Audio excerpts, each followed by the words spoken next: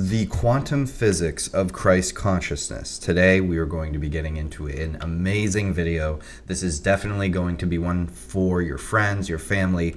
I'm going to get into some really cool science as well as mystical, scriptural, maybe more spiritual. And also practical. We are also going to get into the practicality of quantum mechanics when it comes to your brain and how you can live your best life. But first, before we get into that, want to just give a quick shout out to myself. Astraya AI is now available on your phone as an app. As you can see, here it is. And if I can click that right there, it'll pop right up and it'll load up everything for you. You can also check it out online as well, but now we do have app functionality. It's not in the Play Store or the Safari Store or what have you, the Apple Store. You can go to the website either in Safari or Chrome on your device. You can install the app in the corner, and then you can get the app. You can check it out. It's got a daily planner, it's got an inner alchemical calculator, and it's got an astrology forecaster. I'm a little off today, if you can't tell, just because the Schumann resonance has been crazy. Right now it's okay, but this was basically on high all day yesterday as I was like kind of watching it. And I love having this tool open. I built it for myself, really, which is like kind of how most things end up working, right? Like you see a problem and you try to fix it yourself. So this tool I actually built so I could track all this stuff without having to go to the 10 different websites that I was constantly using. It also comes with a your personalized forecast page, so you can learn a lot more about yourself in the day-to-day. And if none of that interests you, I do have my online university. This is just the quick plug that I'm going to do for the video, so just keep that in mind. But I really do hope that you guys stick with me today. This is going to be a great video. I am expanding the Psycosmos University with brand new courses. Hopefully they'll be done in the coming week or so, but we already have tons of courses on here. I'm working on one for herbology, meditation, a lot of meditate. I already said meditation. Lots of other cool stuff. So if either of those things interest you, hey guys, this video is going to blow your mind today. I really appreciate any support. It really does go a long way. I've been practicing and putting all this stuff to into practical application for like the last 10, 13 years or so. So anything that you guys can do, if you guys are interested in working with me in a one-on-one setting, reach out to me, send emails. I have a form. Go to my Linktree link that's going to be in the description of this video, and you can check all of those things out. So with all of the plugging and salesy stuff out of the way, I got that done in under 3 minutes. That's awesome. We are going to get into the quantum science today of what Christ consciousness is. And of course, here's the caveat that I really want to start off with. A lot of people feel guilt, they feel shame, they feel bad because they see all of these mystical gurus and spiritual TikTokers, and they're all talking about obtaining Christ consciousness. They're all talking about reaching that next level, manifestation, wanting to get rich, quick, all these other things. Guys, it's not supposed to make you feel that way. It's not supposed to put you in this state where you want to levitate and fly and shoot fireballs out of your hands, Dragon Ball Z style, and you're sitting there saying, I can't do any of this stuff. I'm not feeling this mystical experience. So many people are saying, yeah, I can feel the oil or like this heat. I don't know what that noise was. I think somebody just joined my school. I don't know what this energy, this heat, blah, blah, blah. I think maybe I'm doing it wrong, right? I think somebody just joined my school. So there's so much to this. And I want to get into the quantum mechanics of it. Okay, so first, in order to understand the quantum mechanics so that we don't feel bad, right? Everybody's going to have a different visceral experience to things like sacred secretion activation, inner alchemy, or even just manifestation meditation in general, right? The real truth of this is a lot deeper and a lot more complex, but when you get into the depths of it, it actually becomes very simple. So like I said, let me explain the science, And then by the end of the video, we will get into the practical applications of the things that you can do, a few of which you've probably never heard of or even considered. You've probably heard do the shadow work, do the inner healing, stay positive, right? But I get comments sometimes, and it's always from grifters or negative people, but I'm very forgiving with them. Sometimes you got to fight fire with fire. You fight back a little bit, but it's not because I'm upset. It's because you got to provoke people a little bit so that they'll think a little bit more rationally or even spiritually about things, right? And so many people have been discredited. So many people have been they've basically been downtrodden in their spiritual journey, that all they have left is kind of a negative reaction. So I understand it. I completely understand it. It's not something that that you should feel bad about, okay? Planck scale, all right? Planck scale is super, super, super important to understand in this mechanism. What is Planck scale? Well, Plancks are, according to quantum physics, according to the science, okay? So, we'll push the brim of our glasses up to our face. According to the science of this and a lot of these mechanics, Plancks are the smallest unit of measurement that we have in the quantum space, all right? And I'm going to make this very simple, and I'm going to take you through to the advanced. Plancks are essentially open and closed loops. Or, if you want to think of it from like the matrix kind of a sense, they are ones and zeros. And what does binary code use in programming? Ones and zeros. So when people talk about simulation theory or holographic theory or the universe is a hologram, if you studied the gateway process from the CIA, where they basically have said, yes, everything is a hologram.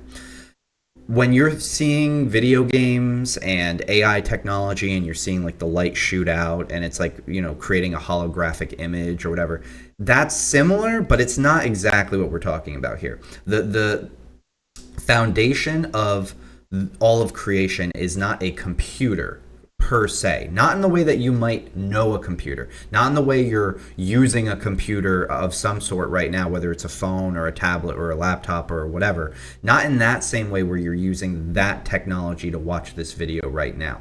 It works in a way that is a little bit outside of the means that you can really wrap your head around until, again, this is what the genius people do, and I don't mean myself, I mean, all the greatest wise gurus of all time. The genius people, the Socrates, the Platos, maybe even the Einsteins, if you want to consider him up there. What they've done is they've figured out that everything is a reflection of the human body. Okay, so I'm looking right now at a webcam. The webcam was created, the little camera that you're watching me being, this whole thing is recorded. It was created based off of our eyeballs.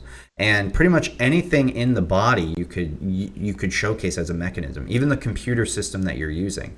Computers have motherboards. Computers have processors, right? They have RAM. They have memory. They have batteries. All of these can be somehow in a comparison sense, can be projected onto the human body. Well, really, it was the opposite, right? Like take a car, for example. A car has very similar functionality, very similar parts, right? It's got a battery. It's got a microchip as a computer. And beforehand, it used to be levers, but now it's a lot more technological. But a car also has a face and also has 4 limbs, if you want to think of it that way, with 4 wheels, right? We've got 2 arms and 2 legs, and a car has 4. It's even got junk in the trunk, so to speak. You know what I mean? It's got a butt that you can put stuff in. It's got a tail to some degree, right? Which is kind of maybe more with the trunk and the gasoline. Maybe that's more like the stomach, if you want to think of it that way. But you get my point, right? Everything that we've basically created is a reflection of ourselves because we are a reflection of a creator. So it all spirals down. So understanding Planck scale is basically at the smallest unit of measurement, we have this energy. So getting that little bit out of the way, Plancks are really important. We're going to get into that a little bit why. So when you talk about Christ consciousness, I've got some notes over here. Christ consciousness is an awareness of unity, right? Basically in life, we start as an egg and a sperm, which are 2 things that combine together to create one entity. Then that entity splits apart. Just like how God would have initiated all of creation by splitting its energy into multiple parts, so too do we do the exact same thing. And as we split them into multiple parts, they get smaller, right? You have the one egg, and it makes all these cells within the wall of the egg, and it splits and it splits and it splits, and now you've got 256,000 cells, or however many it is, and they all came from the splitting of one initial cell. So God breaks down everything into these tiny, tiny parts. Carl Jung would call those archetypes, right? So psychologically speaking, all of the energy that exists as ideas, as concepts within the human conscious and also the collective unconscious are archetypal. And what is an archetype? An archetype, it just means a type from the arc. Okay, so the arc is like the arch because it's overhead, because it covers all things, right? Like imagine you're underneath an arch protecting yourself from the sunshine or the rain or something like that, right? It's an arch. It protects and governs all things. So the Arceus or the Arceus, not just the Pokemon, because that's also a Pokemon, but Arceus was a word that was created by the alchemist Paracelsus, which basically meant the monad or God. It was the true expression of source unity, source energy, which then broke itself off into multiple different parts. And that's exactly what you do in your everyday life. You have multiple different parts, all right? You've got a spouse, you've got your children, you've got your mother, you've got your father, you've got your siblings, you've got your cousins, you've got your best friend, and then you've got your low-level friends, you've got your work, you've got your communities, your social groups, your spiritual groups like churches and temples and mosques. You've got all these different parts, and they all filter out in different ways. Just take one thing. Let's take one thing. Food. Each one of us has allergies, favorite foods, disliked foods, things that hurt our tummies when we eat them. You know, I've got those, you've got those. They're different types that fall under the arch. Okay, so this is why plank scale is important, because each one of these planks holds some form of energy, and energy stores information. All right, and this is where we're going to get into of course the brain, and this is where I want to kind of walk you guys through this a little bit, because when we look historically, you know, we're really talking about the principles of as above so below, which is that ancient hermetic trope, right? The macrocosm mirroring the microcosm, implying that the inner and the outer worlds are reflections of one another. And this is why when you study the depths of archetypal esoteric information, basically the wise sages would believe that God's shadow is our world. Okay, and by shadow, it means a reflection of the light. Now, here's the thing. The closer that you get to the light, okay, right? So imagine you're in a dark hallway and there's a light at the end of the tunnel, okay? The closer that you get to that light, the longer and greater and larger your shadow becomes. So imagining being the source of all light, your shadow would essentially be just as large, so to speak, as the light itself, right? Because if you're a light and you're creating everything, then there's got to be a way for that shadow to also exist as well. There has to be something that the shadow can cascade against, which is what God had created. And this, you know, this goes into the logos concept. This goes into a lot of that stuff. I want to maybe not get so deep into that, but I really do want to talk about how the Eastern and Western mysticisms, for example, the Atman, okay, the Brahman Atman, which is the individual self equals universal self. What we're basically doing is we are looking at the brain, and we're realizing a couple of things. And this is really important, and I actually talk about this. This is the Hammeroff and Penrose model. All right, so if you really want to like wow your family and friends, you want to look into this model, which I have the case study up in one of these. I got like 10 case studies up today, and I'm going to just quickly, you know, go through them one by one very, very quickly, just so that you can kind of see what, you know, the science behind all of this, because I want to back this up with the science. But Hammeroff and Penrose, which I believe should be in one of these case studies here today. I went through them earlier. They figured out, okay. Now, of course, the modern scientific community does not like this case study. Just letting you know straight up. But they figured out that basically within the brain there are these things called microtubules, and those microtubules have tubulin proteins which can flex between two shapes, open or closed, acting as microscopic computers driven by quantum mechanical processes. Within a single neuron, the combined microtubules actively equal potentially 1,000 trillion operations per second in computational power. Okay, so again, consciousness arises through these countless quantum computations. So in other words, our brains are so magical.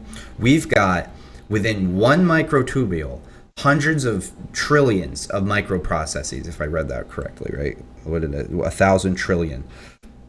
1,000 trillion. Okay, so just think, I mean, you can't even imagine that. So in other words, your consciousness is from the mass operating model of your brain, studying, observing, taking in light, processing, and having all these little ones and zeros, essentially, in your brain, turning on and off. Now, what are these ones and zeros? They are the root source of duality. They are the root source of all life. So in order for us, and I'm gonna try to explain this as simply as possible, but this is really easy to wrap your head around if you just like hear me out. Everything is on a spectrum.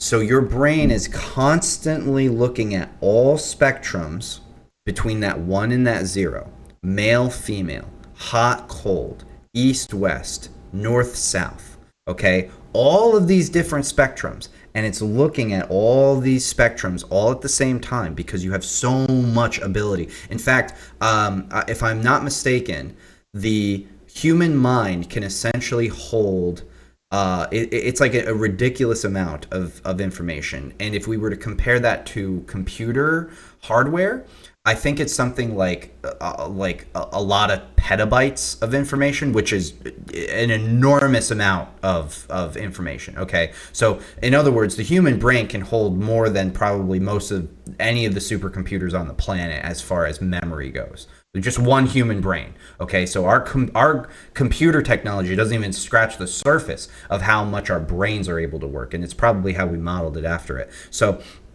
essentially, within your brain, you've got all these tubules, ones and zeros, performing all at the same time, all interconnected through neurons, right? And I'm pretty sure I had, yeah, here we go. So I have a picture of a neuron here. Now what you'll notice, that you've got the nucleus, you've got all this stuff. It looks like a tree. And remember, the tree also looks like us. So imagine these microtubules, which are full of, just one microtubule within one neuron can perform thousands of trillions of computational processing. And one neuron is only one of probably billions or even trillions. I don't even know how many neurons are in the brain. I didn't look that part up, but it's a lot. Okay, it's a lot. You have a lot of these, and they're all able to interconnect, just like people. Okay, so Planck scale at the deepest level. This is why I think the universe is beautiful. I get a little honestly, I get a little emotional and choked up about it because it's just so beautiful. You've got these little trees of life, which are basically like little people, all right? Like, not exactly, of course, but they probably have their own frequency to each one of them. They're very special. It's like the angels in heaven, all right? And they are all able, depending on your experiences and the things that you decide to do. This is why nature, God is amazing, guys. Depending on the experiences and the things that you decide to do for yourself and the choices that you decide to make. And it's all about choice at the end of the day. Choice is the greatest power we have as human beings. I even quoted that in my book. But the nucleus, the one neuron here, okay, the nucleus probably being more so like maybe the brain, right, of this operation of just this one guy. But they're all able to interconnect. And this goes into quantum physics as well, where when two sources of energy are able to intermix, right, they have sex, to put it in a very low way. But the reason I point that out is because that's where a lot of the ancient scriptures will talk about, and people will get literal about it, but that's not what it's about. They exchange energy. That's what sex is a sexual energy exchange. So sex on the physical layer is just like the nuclei, you've seen them branching and forming and connecting with each other. okay? The neurons, I mean, I keep saying nucleus. The neurons are branching and connecting with each other, and then they're able to increase their computational power. Just like when people come together, we are able to change society and change the world. So again, please guys, share this video, make it go viral, all right? Like share it to all your platforms, because this is so important when we're talking about Christ's level of consciousness. Now, why is it Christ consciousness? Why can't we just call it higher consciousness? Well, because what Christ embodied as a physical person was the divine bridge and connection between the higher and lower realms, okay? The higher realms, you could call it anything you like, heaven, nirvana, whatever you want to call it, okay? But Christ as a physical person decided to make that, that outreaching grasp towards the heavenly hosts.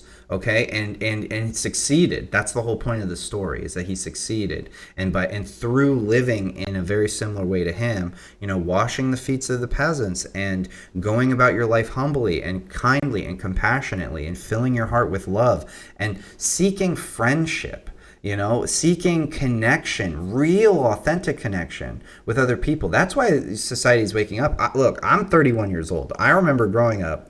And look, the 90s were great. I loved the 90s. They were amazing. I loved the 2000s. I really loved all of it, even though my childhood was really tough. I got to tell you, though, people were so fake compared to today.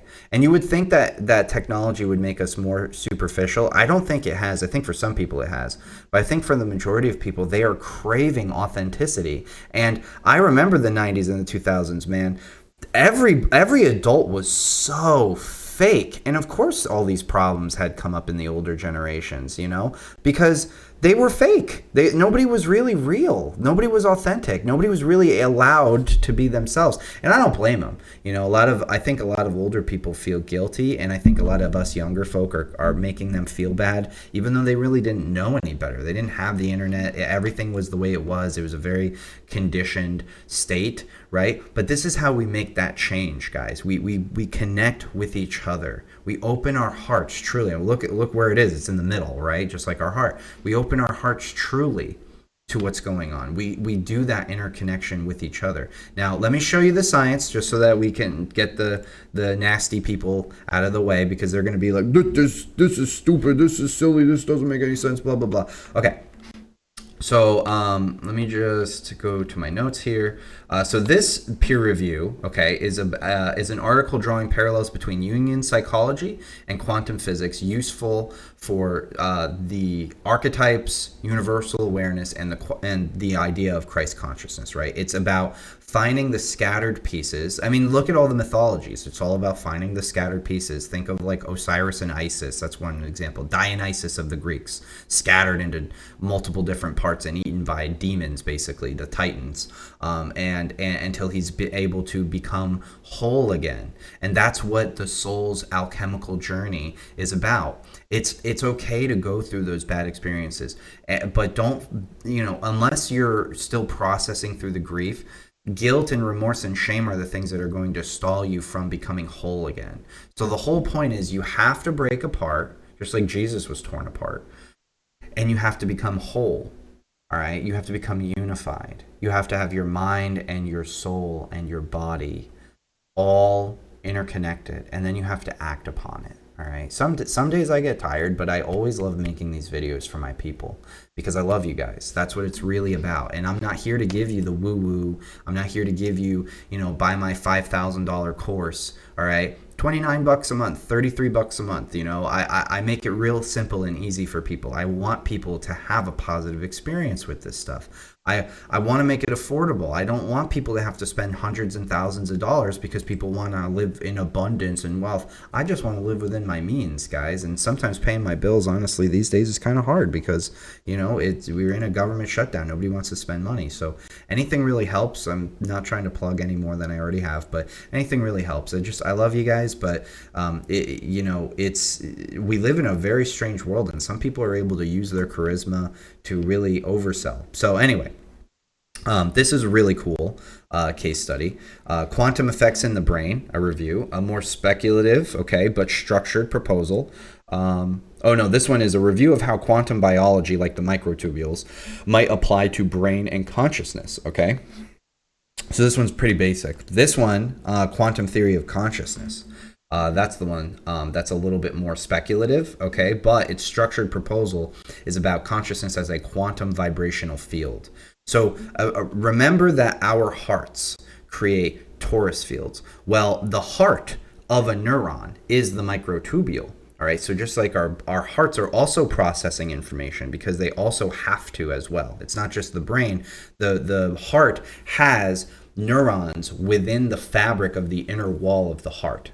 So your heart, to some degree, probably not as powerfully as the brain, but the heart is more of the physical activator of this field, whereas the brain is more of the quantum activator. And they both are constantly communicating with each other. Every time your heart beats, it sends a signal up through the SA node, up into the brain. The brain takes that signal and sends it right back down. And that is what your heartbeat is. Your brain is also fluxing at the same time as your heart is, because it has to, right? Because like you can feel your heartbeat in your fingers. You can feel it in your toes sometimes, right? In your wrists, everywhere in your extremities. So of course it's going to go up to your brain. It has to, in order for your consciousness to continue. So this is a really great one as well. Intentional observer effects on quantum randomness. A study about human intention influencing quantum-based random number generators. Okay, so again, we can use our energy in order to manipulate reality to a specific degree. I'm doing that right now through my speech. So I'm manipulating your reality, and manipulation has a negative connotation. So maybe it's I'm shifting your reality through the vibrations in my voice from the energy that I have in my heart and in my brain, and it's coming out of my mouth and it's going into your ear, and your brain is downloading it, and probably a lot of you are going because it's quantum, and it's truth, right? Quantum measurements with and yet without an observer. And this one is exposing the role of conscious observers in quantum measurements. And it's a really good one for like mind over matter and the observer effect. And remember about the double slit experiment as well, the double slit experiment, where they found that energy acts differently when it's observed versus not observed. So when you're consciously observing yourself, you actually act in a different way than when you're not consciously observing yourself. And then of course there's a balance with that, right? Because you can't be hyper conscious all the time. You will get exhausted. Your brain does kind of run like a computer. You will get tired of doing that. So there is a balance. That's what sleep is for. That's what a lot of that stuff is for. But so this one, the quantum models of consciousness, are about it's actually a little bit of a recent study, 2025, and it is about different quantum models of consciousness basically mapped out. So that's a really good one for people who are on the more sciencey side that are interested. Quantum-like model of unconscious conscious dynamics. So this one I was reading about as it applies quantum measurement theory metaphorically to unconscious and conscious transitions. Okay, so this is kind of like getting into the roots of hidden patterns within our consciousness. So that's a really cool one if you guys like to read that. This one, quantum physics in neuroscience and psychology. All right, this is another one. I think you guys get kind of the point here. There's this one, hypothesis manifestation as a quantum process influenced by observer theory. That one's interesting. The observer in the quantum experiment. So these were just kind of like 10 different ones that I wanted to bring to your guys' attention. But really at the end of the day, this is the most important caveat here, which is that your brain is processing these microtubules. Your brain is always processing and shifting your consciousness, shifting your brain, shifting your reality is so key. It's so key. And it's so important for changing the frequency that your consciousness is constantly emitting. So your subconscious mind is so important in training that through your conscious mind. So it might be a little like finicky for some people, but we're going to get into the more practical stuff in a little bit. Particle wave duality. I want to talk about that, right? Because particles of light can either be basically waves or particles. Okay, so that has to do with kind of like application and how you want to use the energy that you have available, but it's also how we take in energy as well. So the reason that that's important is because our inner observation matters. It's not just metaphorical, but it's grounded that the quantum world shifts when it's observed. Okay, so this is again goes to that double slit experiment. That's why I brought it up. When we observe things like ourselves, like our habits, like our choices, like our thoughts, every single thought, you will start to be able to tap into things of unity rather than separation. The more you so like, why do people drink? Why do people smoke? Why do people do drugs? Why do people do bad things? Why do people cheat? Why do people do all those negative qualities of human existence? It's actually to break apart their energy. It's to break apart their soul. What they are attempting to do, and most of them do it poorly, but what they are attempting to do is scatter and break off and shed away parts of energy that they no longer feel associated with. But in doing that, they end up actually partaking in activities that only add on negative energy. So it's more of it's like when you are in a state, okay, this is the best way I can describe it. You go through childhood, you're in the light, okay? Children are full of light, but we live in a dark existence, so they act out. All right, they act out aggressively. They act out, they cry, they're annoying, whatever. I love kids, but like, trust me, I get it. They are also annoying, and they can also be bratty, and they can also be whatever. But that's not the point. When children are acting out in the physical world, it's because they're a big ball of light that is experiencing the darkness. As they progress and they age, they get into puberty. You get into young adulthood, and that is where the darkness really takes over, right? Like they start to fully become enamored and enmeshed with the darkness, right? They're going off, they're doing stuff, they're gaining experiences.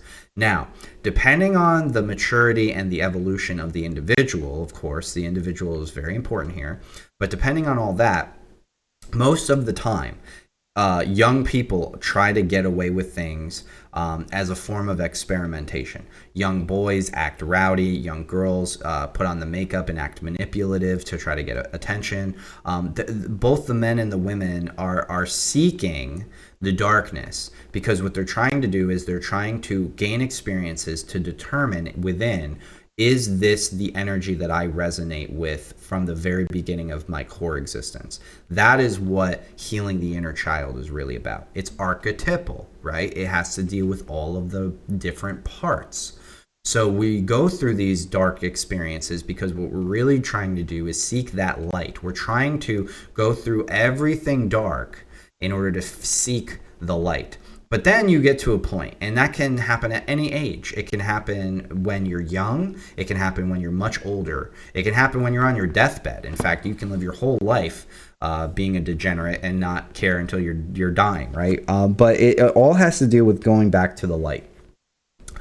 And eventually you hit that threshold where you say, enough is enough, and I want to discover who I really am. And that's where people have spiritual revelations. That's where the Kundalini light, the inner Christ consciousness takes over.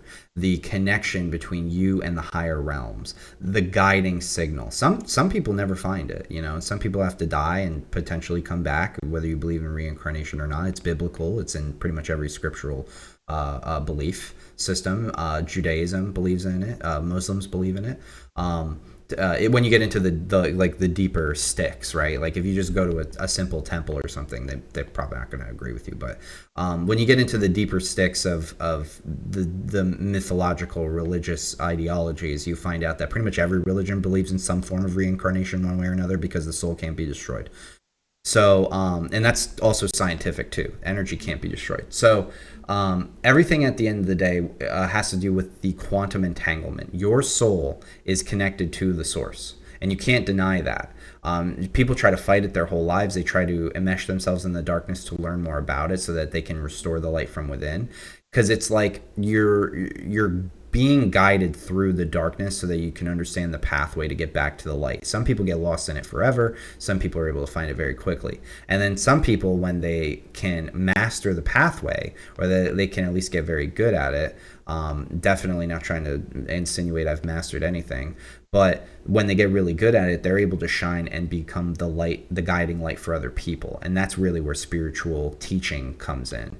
But that's quantum entanglement scientifically, right? Things are connected. They have the sex. It's like the biblical the Jewish mysticism, the Jewish mythological narrative, if you actually go into the depths of it, they'll say Adam, go ahead and cross-reference me. I'm not talking about what's in the Bible. I'm talking about what the Jewish mythology says. But the Jewish mythology says that when Adam was first created, he had sex with all the animals before Eve, and that was why God created Eve. Well, actually, first God created Lilith in their pantheon. However, he didn't have sex with all the animals. That's too crude, and that's where these literalist like people who have interpreted it poorly don't understand. Like, they don't understand the root of the Hebrewism and everything. So what it means is that he learned from all the animals. He became one with all the animals. He went around and understood the archetypes of what all the animals were. And he said to God, none of these things are like me. They're all different from me.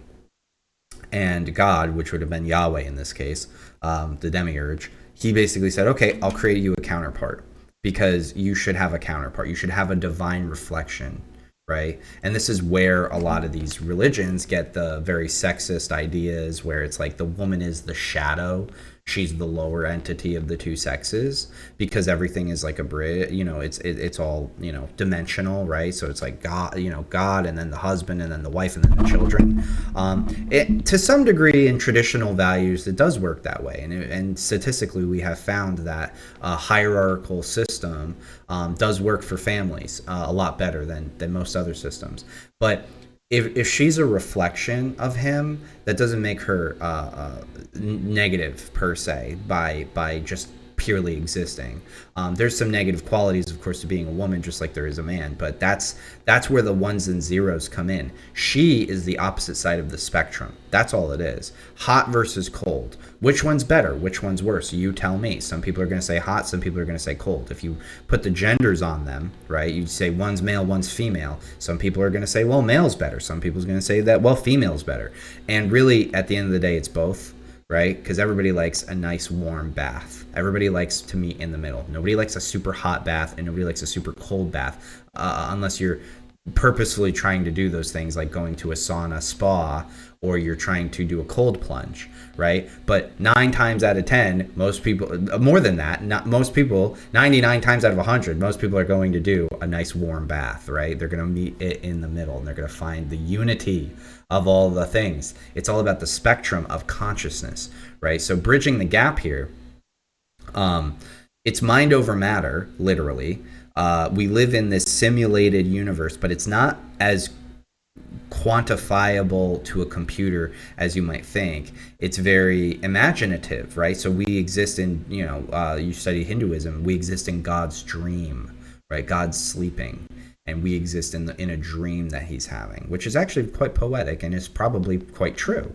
In order for all of this this hustle and bustle of existence to occur, God is probably within a dormant state, which is why people are always like, God never listens to me and blah, blah, blah. Well, because he's probably subconsciously processing all of reality while he's consciously fixated on whatever it is that God needs to do in order to sustain. Because at the end of the day, it would be all energy. So he's, of course, God. It is, of course, God. It has a system. I use he like the biblical way of saying it, but God would be more of like an androgynous source energy. And it is a key point of all of existence that the subconscious is probably where we exist within the universe of God's existence, okay? The consciousness is what God is doing in order to sustain it all. Like how you are consciously doing things like going to work so that you can eat food to subconsciously process the food and continue giving yourself energy. Very similar to that kind of a concept. So what that means, though, is that in order for us to tap into God, it is through both the conscious and the subconscious. So we really have to get into that space in our brains and then utilize it properly. And this is where we get the Christic self, or the individual self of the Christ, right? Meditation, compassionate service, intention setting. Basically, when you can realize that you all is one, and we are all divine reflections, and your light can help create change in the world. That is where you can really apply this, like physically in the real world, in order to get rid of the shadows, right? Like remove the shadows from people. And I've done this. I've actually said things to people in person over calls, and you can see they have a physical reaction. The hair stand on the end of their skin, you know, like their hair stands straight up, and like it's like electrifying. Like they shake a little bit because you say something so powerful. It restores light within their being, and they're like, oh my god, I just like I remembered partially of who I am, you know, who I really am beyond all the other crap. So beyond the veil, right? You can reference all of the different quantum stuff as much as you like, but how do you apply this practically, right? So let's get into it. Here's the meat and potatoes of the practicality, right? Practice radical presence. Engage in daily mindfulness or meditation to quiet the ego, or really the shadow, right? The ego, everybody always talks about the ego. I just have some notes here pulled up, but it's not necessarily just the ego. Everybody has ego. I have ego. I mean, you know, if you are following anybody and they say, you know, oh, I've worked so hard and I don't have ego anymore. I went through an ego death. Okay, you went through an ego nap time. Like you can't dissolve the ego. The ego has to exist. Because if it doesn't, then you don't know who you are as an individual. And the individual is like understanding the one singular neuron. Because if you understand your core processing, it allows you to go around and help heal and change other people's core processing to be better. And some people do the opposite. Some people know themselves so much in the ego that they become manipulative because their shadow takes over the ego. So at the end of the day, you want to quiet your shadow. And that doesn't mean telling it to shut up. That doesn't mean belittling it, okay? Because really what it means is integrating and healing the shadow so that you have control over it consciously. That is one of the bigger aspects here. Conscious control over all mental, psychological faculties of you, because that's the hyper consciousness. That's the Christ consciousness. So you can access your higher self. Embodied compassion. Consciously act with empathy and forgiveness. This opens your heart center, of course, but it also opens up deeper neural pathways of understanding so that you can find better solutions later. Self-inquiry. Use journaling, contemplative meditation, or anything similar to identify shadow patterns, judgments, and attachments that veil your true awareness. Service as a pathway. Okay, now why would service, like, you know, giving to people and helping people in need? Because it's a physical act that stretches across quantum universal deeper understanding. So it's like when the neurons are making the little branches and connecting with each other, that's what service is. You're showing compassion and compassion and empathy, and you're putting that into somebody else, and then they're absorbing that information, they're witnessing it, and they're saying, oh my god, I can do that too. And through that we discover unity. You actually get into the depths of who the other person is, and you know who they are as a unique individual. You find that you have a lot in common with that person. You've been through similar things. You think certain similar ways. And even if you don't, that's okay. We are all still one. So somebody in your life might be another friendly neuron, and somebody might be a shadow particle. You know, it goes both ways, but you gotta learn everything, basically. Energy alignment. Engage in breath work. You can do verbal affirmations, chanting, you know, heart coherence exercises to attune higher vibrational states. And yes, everybody's always talking about, yeah, you got to be high vibes, man. You got to be high vibes. Yes, that's true. But it's actually more of a frequency game than it is a vibration game. You want to ensure that your frequency is balanced. And the way you do that is you go up in frequency, and then you have to ground in frequency. Up in frequency, ground in frequency. And when you're, again, on the spectrum, right, going from head to tail, head to tail, head to tail, through the heart, so that you can get all three faculties in awareness, that is where you have much more control over your frequency at any given time. So you can control yourself. You can calm yourself down. You can make yourself happy. You can control your state through your thoughts, feelings, and actions. Okay. Integrating the shadow work, acknowledging and transmuting suppressed emotions or wounds by understanding that all is supposed to happen to you for a reason, so you can acquire inner peace. And that's probably one of the best things I would say is inner peace is the thing that we all seek. And I can tell you that I have been through a lot of shit, but I have attained my own form of inner peace. Doesn't mean that I'm perfect or that it's always there, but for like most of the time that I'm alive and I'm existing, I am solely going towards inner peace. I know the things I have to do in order to prolong myself, to make myself happy, and it's not just happiness, happiness is kind of like, I would say, a little bit of a shallow endpoint. It's really peace, because you're not going to be happy all the time, but you can be peaceful all the time. That's the difference. Attune to unity. See all beings as expressions of the same consciousness. Practice non-dual awareness in daily interactions. Now, here's one thing that I do want to say about this. You have to understand the segregations of the archetypes. You have to understand how the energies don't fizzle out.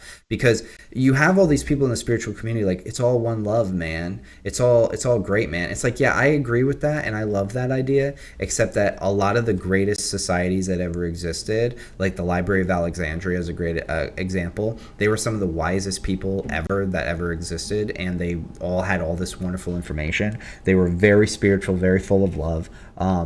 And they allowed the enemies who did not understand these concepts because they were so rooted in the darkness to come into their doors, burn down their libraries, and et cetera, et cetera. You have to understand and see the darkness a little bit in order for you to protect yourself. You want to protect your light. You're going to have to fight sometimes, and that's just the truth. You can't just avoid bad situations. You can't just be high vibes all the time, man. Like, you've got to see reality for what it is. We are beings of light that exist in a world of darkness. Okay? What are you going to, like, honestly, it's like, it's crazy to me that some people are like, yeah, man, like, if I was in the jungle, I would just go up to a lion. I would just be like, it's all one love, lion. It's like, that lion's gonna fucking eat you, dude. Like, like, I don't know what to tell you. You gotta have caution here, and you gotta understand that some people are lions, some people are sharks. Okay, and if you want to protect your light and preserve your light, you've got to do what's necessary, right? Like, and Jesus understood that, but Jesus also had a bigger mission, But he knew the darkness. He in the people's hearts. He knew the sharks. And he openly, bravely walked into the den of the lions. And he didn't have to do that, but he chose to do that. And sometimes you have to do that in order to progress and evolve. And sometimes, I'm not Jesus. I'll tell you that right now. I would give my life for this information. I've had death threats. I would gladly give my life for this information. But I'm not Jesus. Right, so I have to preserve myself as best as possible, in every single sense of the way, mentally, spiritually, emotionally, physically, all of those things, because that is what allows me to continue teaching and continue spreading the wisdom and the gnosis and the love, and that's really the universal concepts here at play. Studying, esoteric information like this, living authentically. Remember the Spain heart experiment where they measured that authenticity is the greatest human emotion and how we connect it with each other on the highest level. And then another big one that I think also needs to be addressed: surrender. Okay, you need to surrender. You need to have forms of surrendering. You have to surrender your energy. You have to surrender your heart space. To the greater universal source, okay? And here's the reality. I'm just going to be so serious with you. You're surrendering already. Like, there's something you're surrendering to already, whatever it is. Maybe you have a bad habit that you want to kick. Maybe there's a family member that you're overly trying to help, but you're just coddling them now. Could be anything, but you are surrendering to something, so you might as well surrender to God, because God is the universal source. You cannot worry, you cannot stress, you cannot be afraid of things to such a deep degree. You have to love and forgive and surrender to some degree the negativity. That's really what it comes down to. When you can find those positive channels within you, then you can focus on surrendering the negativity, right? Because it's completely useless. So you give the negativity back into the earth, or you can give it up to God or whatever, but you've got to find ways of surrendering all of those negative emotions. And you need to play into finding inner peace, inner unity, right? Because it's like you've got to learn all these different things so that you can come to your own personal inner understanding. And from there, that is where you attain unity. From understanding all of the different things, then you can become one, right? Because and that's really what it is. It's like Pokemon. You got to collect them all to be the Pokemon master, right? That's like the analogy I'll use there. But anyway, I love you guys. This is where I'm going to wrap up the video. I hope that this was really informational and inspirational. Please drop comments down below if you want to hear any other types of videos. Please check out my online university and my tool. Again, I won't harp on this. Here's the online university. I did actually just get a brand new member, which is really cool, like while I was making the video today. And then go check out my AI tool, guys. This is Astraya. Again, go check her out. Some people were mentioning that there may have been bugs, like people were struggling with getting online with the service. I totally understand. There was all those like weird server issues that were happening last week, so I was able to go in and fix those bugs. But if they're still persistent, just let me know. It was definitely like a server issue on the back end. It wasn't anything wrong with really the app at the end of the day. I've been trying to make some upgrades here and there. And yeah, guys, I love you so much. I really appreciate you. I got books, I got courses on Udemy. I've got retreats that I run as well. I have one-on-one coaching sessions that you can do. You want your natal chart read, you want your astrology read, numerology, enneagrams, whatever. I'm here for you. I'm actually integrating a lot of that stuff into my AI tool as is. But I'm always here for you. I'm always going to be here for you. I'm not going to stop making content. So I love you guys, and I will see you in tomorrow's video. Have a wonderful day. Sleep safe. Be good out there. We're on the verge of a lot of energy right now. So, big shifts are happening. But I love you. I'll talk to you guys in tomorrow's video.